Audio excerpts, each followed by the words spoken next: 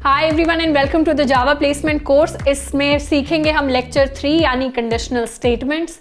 Class की शुरुआत करते हैं पॉजिटिव एटीट्यूड के साथ। Let us fill our today with gratitude, thankfulness. नई स्किल सीख पा रहे हैं एंड डेफिनेटली एक नई स्किल जितना सीखेंगे, चीज़ें सीखते रहेंगे, उतना ही हम लाइफ में आगे बढ़ रहे होंगे। तो शुरुआत करते हैं लेक्चर 3 की, जिसमें सीखेंगे कंडीशनल स्टेटमेंट्स। आज जो टॉपिक्स हम कवर कर रहे होंगे उसके अंदर आएंगे if else, else if, switch और ब्रेक। अब ये कुछ कीवर्ड्स होते हैं जावा के जिनके बारे में सीखेंगे। दीदी कीवर्ड्स क्या होते हैं? अब जैसे इंग्लिश के अंदर हमारे पास एक डिक्शनरी होती है जिसके अंदर जितने भी वर्ड्स लिखे होते हैं वो सारे के सारे इंग्लिश के वैलिड वर्ड्स होते हैं, बाकियों को इंग्लिश का पार्ट नहीं माना जाता। वैसे ही जावा की भी अपनी एक डिक्शनरी है जिसके अंदर कुछ वर्ड्स स्टोर्ड हैं और उन वर्ड्स के फिक्स्ड मतलब हैं। उन वर्ड्स के कोई और मतलब हम नहीं ले सकते, ना ही उनके नाम के हम वेरिएबल्स बना सकते हैं। ऐसे फिक्स्ड वर्ड्स को जावा के अंदर कीवर्ड्स कहते हैं। तो ये सारे के सारे जावा के कुछ कीवर्ड्स हैं। अब इससे पहले हमने इनपुट आउटपुट सीख लिया है जावा में, वेरिएबल्स सीख लिए हैं क्या होते हैं और डेटा टाइप सीख लिए हैं। इन सारी चीज़ों का यूज़ हम इस क्लास के अंदर कर रहे होंगे।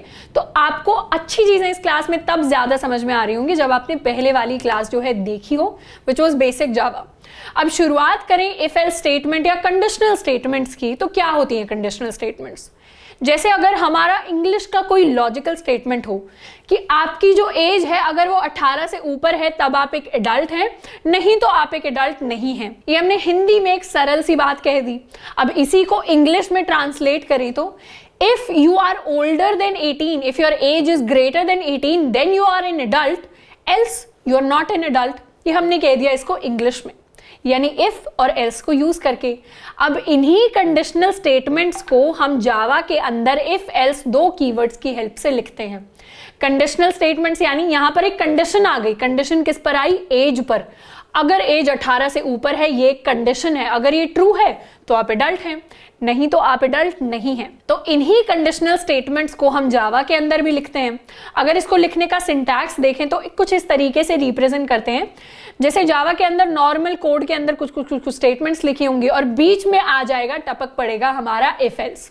उसको ऐसे लिखेंगे कि इफ पैरेंथेसिस के अंदर कोई भी एक कंडीशन, यहां पर कंडीशन हो सकती है सम नंबर n ग्रेटर देन 18, या फिर हमारी एज ग्रेटर देन 18, या फिर अगर हमारा a इक्वल टू b है। अब जावा के अंदर सिर्फ इक्वल टू एक बार नहीं लिखते, दो बार लिखते हैं। तो a इज इक्वल टू अगर b है तो वो भी एक कंडीशन हो सकती है। अगर हमारा कोई बूलियन वेरिएबल है, मान लीजिए इज एडल्ट, पहले से हमें पता है, क्या उसकी वैल्यू ट्रू है, वो भी एक कंडीशन हो सकती है। तो इस तरीके से इफ के अंदर कोई भी कंडीशन अगर ट्रू हो जाए तो उसके बाद जो कर्ली ब्रेसेस हैं उसके अंदर जितनी भी स्टेटमेंट्स हैं वो सारी रन करेंगी। लेकिन अगर वो कंडीशन फॉल्स हो जाए तो उस केस में रन करेगी ये एल्स वाले कर्ली ब्रेसेस की स्टेटमेंट 5 एंड 6। तो कुछ इस तरीके से इफ एल्स काम करता है जावा के अंदर। अब इसको एक सिंपल से एग्जाम्पल से समझने की कोशिश करते हैं। सबसे पहले हम क्या करेंगे, यूजर से इनपुट ले लेंगे एज। हमने सीखा था लास्ट क्लास में इनपुट कैसे लेते हैं जावा के अंदर।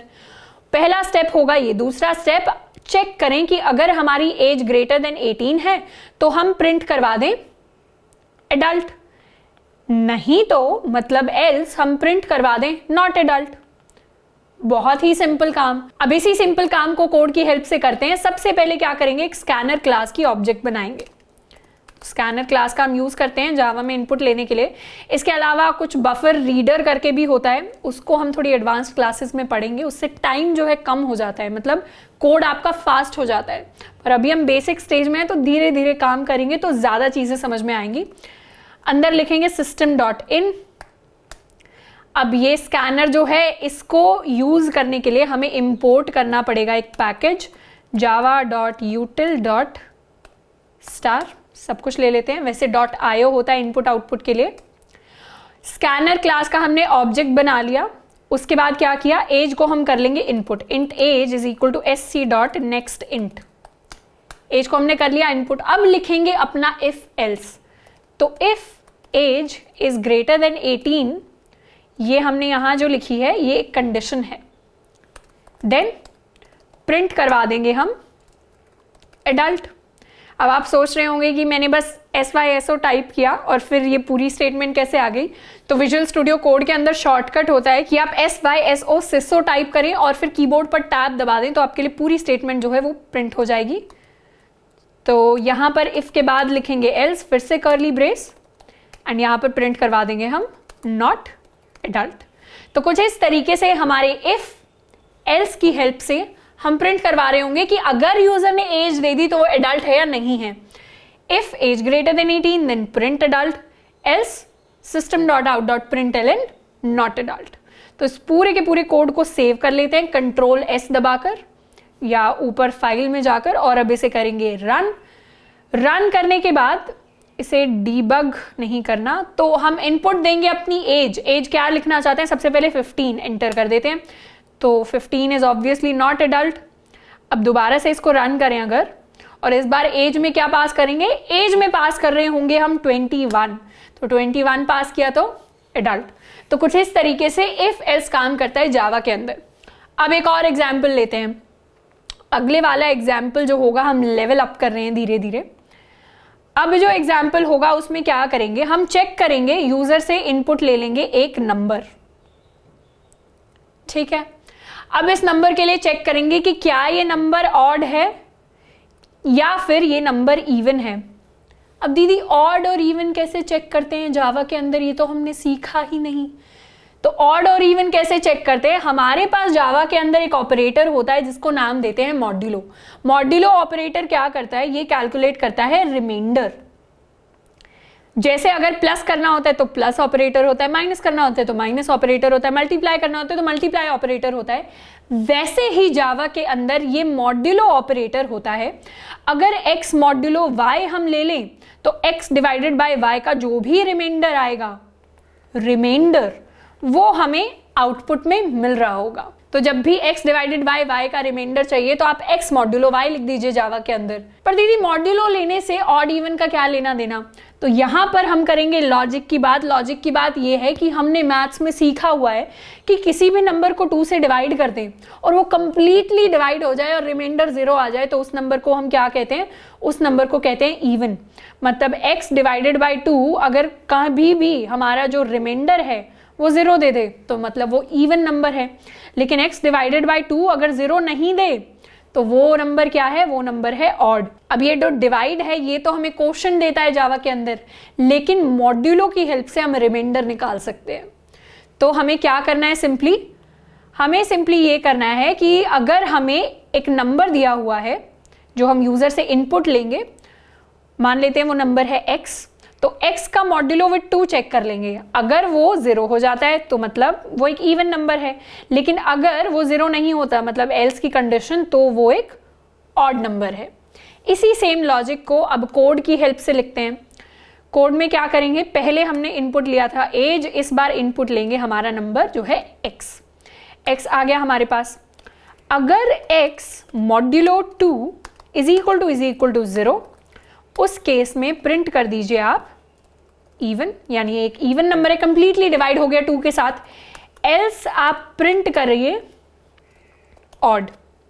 तो कुछ इस तरीके से इफ और एल्स की हेल्प से हमने देख लिया कि हमने जो नंबर इनपुट लिया वो ऑड है या इवन। इस कोड को सेव करते हैं, इसको रन करते हैं। रन करने के बाद हमारे पास नंबर हमें देना है, तो नंबर सबसे पहले देते हैं 5 है ऑड नंबर, बिल्कुल सही आउटपुट। इस बार एक इवन नंबर हम एंटर करके देखेंगे, इस बार एंटर करते हैं 2 एक इवन नंबर है, बिल्कुल ठीक। तो कुछ इस तरीके से लॉजिकली इफ एल्स को यूज करके हम पता कर पा रहे हैं कि हमारी स्टेटमेंट, जनरल लाइफ की स्टेटमेंट्स कोड में कैसे रिप्रेजेंट होती हैं। अब इसके बाद एक और क्वेश्चन करके देखेंगे। इस क्वेश्चन से थोड़े से नए कॉन्सेप्ट्स हम सीख रहे होंगे। सबसे पहले इस क्वेश्चन को आसान तरीके से करेंगे। तो हमें जो क्वेश्चन गिवन है वो ये है कि आप क्या करिए, यूजर से इस बार 2 नंबर इनपुट लीजिए, एक a एक b। अगर a b के इक्वल है तो उस केस में प्रिंट करवाइए इक्वल। अगर a b से बड़ा है उस केस में प्रिंट करवाइए a इज ग्रेटर। अगर a b से छोटा है तो उस केस में प्रिंट करवाइए a इज लेसर। तो इस तरीके से 1 2 3 कंडीशंस हैं आपके पास, इनको आपको इफ एल्स की फॉर्म में करना है। उसको करके देखते हैं कोड की फॉर्म में कैसे करेंगे। सबसे पहले तो इसे मिटा लेते हैं। पहले हम क्या इनपुट ले रहे थे, x, इस बार लेंगे a। सिमिलरली इनपुट a लेने के बाद इनपुट में लेंगे b, नेक्स्ट इंट करके। अब क्या करेंगे, अब चेक करेंगे if a is equal to b, उस केस में आप प्रिंट करवा दीजिए इक्वल। लेकिन एल्स अगर ऐसा नहीं है तो उस केस में क्या होगा, उस केस में दोबारा चेक कर लेते हैं कि क्या a b से बड़ा है। तो उस केस में क्या प्रिंट करवा रहे होंगे, a इज ग्रेटर। लेकिन अगर ऐसा नहीं है, मतलब a b से छोटा है, तो उस केस में प्रिंट करवाएंगे a इज लेसर। तो ये हमने कोड लिख लिया। अगर a b के इक्वल है तो प्रिंट करवाइए इक्वल, एल्स दोबारा से चेक कर लेंगे। अगर a b से बड़ा है तो प्रिंट करवाइए a इज ग्रेटर, एल्स मतलब इस इफ का एल्स। अगर a b से बड़ा नहीं है तो आप प्रिंट करवाइए a इज लेसर। अब इस कोड को रन करते हैं। रन करके हम अपना a जो है वो पास करेंगे एज 2, b को पास करेंगे एज 5। तो a is lesser, very clear. तो इससे हमें क्या समझ में आया कि अगर हमें सिर्फ इफ एल्स दिया हो तो एल्स के बाद भी बहुत सारी ऐसी कंडीशंस होती हैं जो हम चेक करना चाहते हैं। मतलब इफ तो हमने चेक कर लिया, इक्वल टू चेक कर लिया, उसके बाद भी हमें चेक करना है ग्रेटर है, लेस है, क्या है। तो ऐसे केस में हमें एल्स के अंदर सारी कंडीशंस लिखनी पड़ेंगी। तो थोड़ा सा जो कोड है वो अभी क्लीन नहीं दिख रहा। तो जावा में इसका सॉल्यूशन निकला। जावा में इसका सॉल्यूशन जो निकला उसको हम कहते हैं एल्स इफ स्टेटमेंट्स।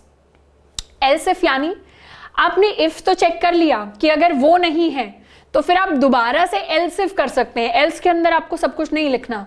किस तरीके से सिंटैक्स रहेगा, आपने इफ कंडीशन में चेक कर लिया कि स्टेटमेंट 1 स्टेटमेंट 2 प्रिंट हो जाए अगर कंडीशन 1 सच है।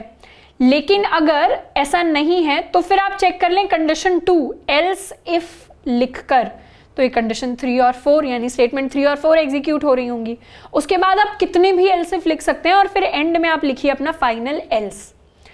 अब आप इसमें बोल सकते हैं दीदी हम बार बार इफ भी तो लिख सकते थे। इफ में लिख देते कंडीशन 1, दोबारा इफ लिख देते कंडीशन ट्रू, और फिर से इस तरीके से हम अपनी 2 कंडीशन चेक कर लेते। लेकिन बार बार आप इफ लिखते हैं तो पहले वाली भी चेक होगी, दूसरे वाली भी चेक होगी। लेकिन एल्स इफ जब आप लिखते हैं तो पहले वाली अगर ट्रू हो गई तो ये चेक नहीं होगी, लेकिन अगर पहले वाली ट्रू नहीं हुई तो ये चेक होगी। अगर पहले वाली भी ट्रू नहीं हुई, ये भी ट्रू नहीं हुई, तब ये रन होगी। तो कुछ इस तरीके से हमारा एल्स इफ एल्स काम करता है जावा के अंदर। अब इस सेम कोड को अगर हमें एल्स इफ की फॉर्म में चेंज करना है तो कैसे करेंगे। इफ तो हमने वैसा का वैसा रखना है, यहां पर हम बस इसे बना देंगे एल्स इफ, और ये वाला पैरेंथेसिस हम हटा देंगे। तो ध्यान से देखें तो क्या हुआ, if a is equal to B then this condition. Else अगर ऐसा नहीं है तो फिर आप दोबारा चेक करिए if a is greater than b then a is greater. Else आप दोबारा चेक करिए a इज लेसर।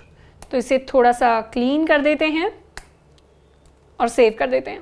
अब जावा के अंदर ये एक चीज होती है कि जो आपके कर्ली ब्रेसेस होते हैं वो आप सेम लाइन पर लगते हैं, ओपनिंग कर्ली ब्रेस, और क्लोजिंग वाला जो ब्रेस होता है वो नेक्स्ट लाइन में आता है। तो अगर आप इसको यहां भी कर देंगे तो भी कोड में कोई प्रॉब्लम नहीं आएगी, बट ये कन्वेंशन है जावा को लिखने का कि आप सेम लाइन पर करते हैं। तो ये बेसिकली दिखाता है कि आप एक अच्छे कोडर हैं, कोडिंग अच्छे खासे टाइम से कर रहे हैं, तो आपको पता है कि कौन सी लैंग्वेज के कौन से रूल्स होते हैं। तो कुछ इस तरीके से हमने एल्स इफ का यूज कर लिया। अब इस कोड को भी एक बार रन करके वेरीफाई जरूर कर लेते हैं। इस बार पास करेंगे a में 5 और b में 2, तो a इज ग्रेटर। तो कोड हमारा बिल्कुल है सही। अब थोड़े से क्विज के क्वेश्चंस करते हैं, थोड़ा सा प्रैक्टिस करते हैं जो भी हमने सीखा उसको। सबसे पहला क्विज का हमारे पास जो क्वेश्चन गिवन है वो है if 3 is an odd number print Bazinga. अब यहां पर ऑड की जगह इवन आना चाहिए, ये थोड़ा सा प्रिंटिंग मिस्टेक है। If 3 is an even number print Bazinga, और यहां पर आएगा मल्टीपल चॉइसेस आर करेक्ट, मतलब एक से ज्यादा जो आपके ऑप्शंस हैं वो भी सही हो सकते हैं। अब सबसे पहले एनालाइज करें if 3 is an even number print Bazinga.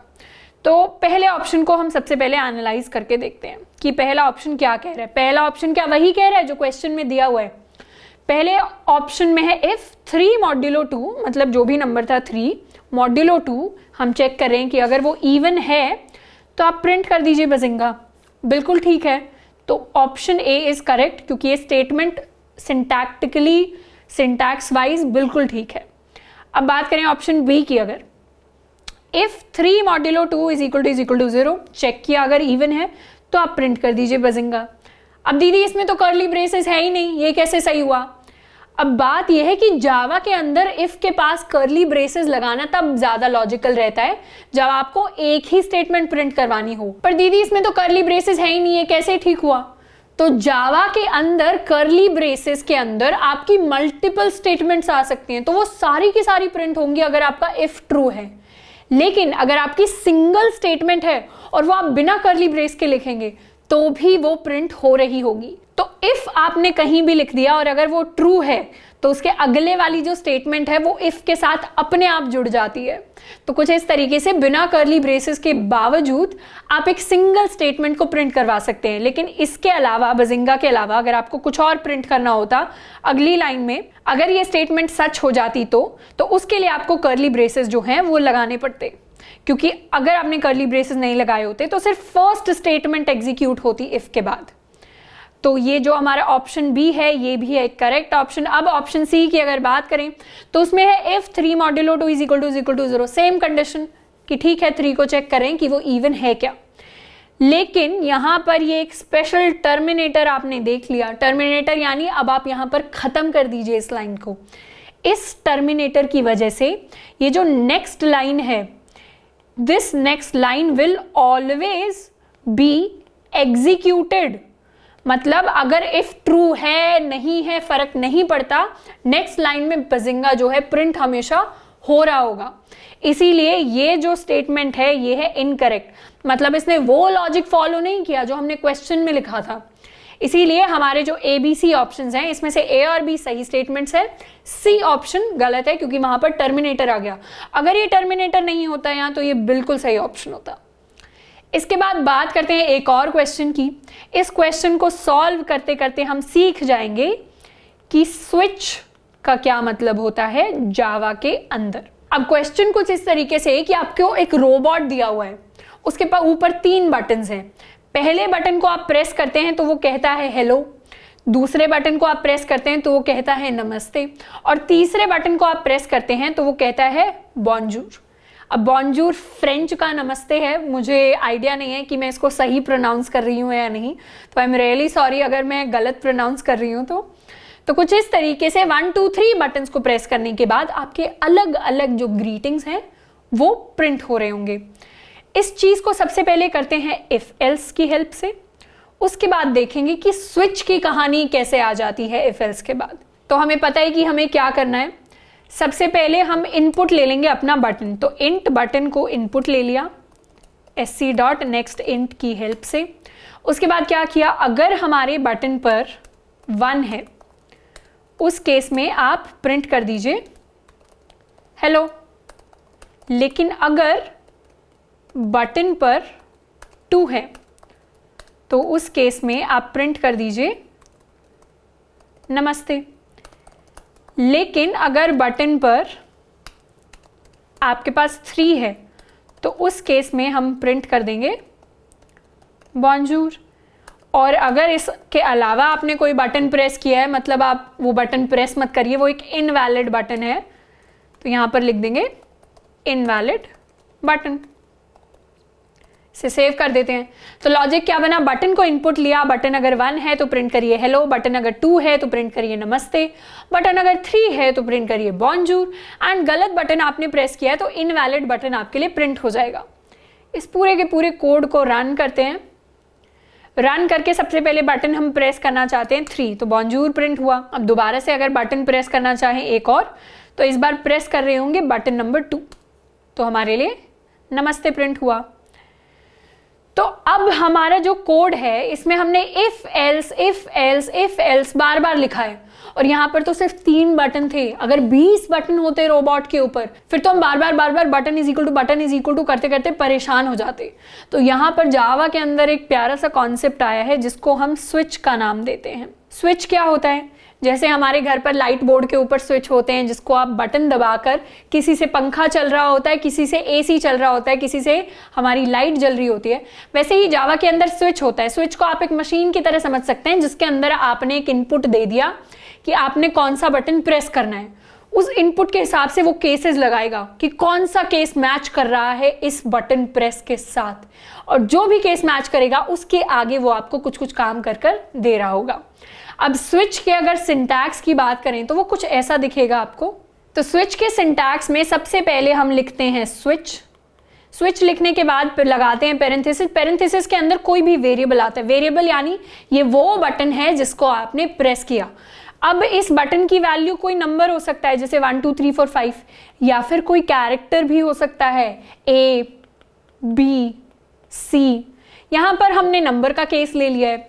अब ये जो बटन है ये जिस भी केस के साथ मैच करेगा वो वाली चीज एग्जीक्यूट हो रही होगी। यानी अगर आपने बटन 1 प्रेस किया था तो वो मैच करेगा केस 1 के साथ, बटन 2 प्रेस किया था तो मैच करेगा 2 के साथ। लेकिन बटन्स पर अगर A लिखा होता तो हम लिखते case A, case B, case C। तो कुछ इस तरीके से कैरेक्टर्स भी हो सकते थे, लेकिन यहां पर है नंबर्स।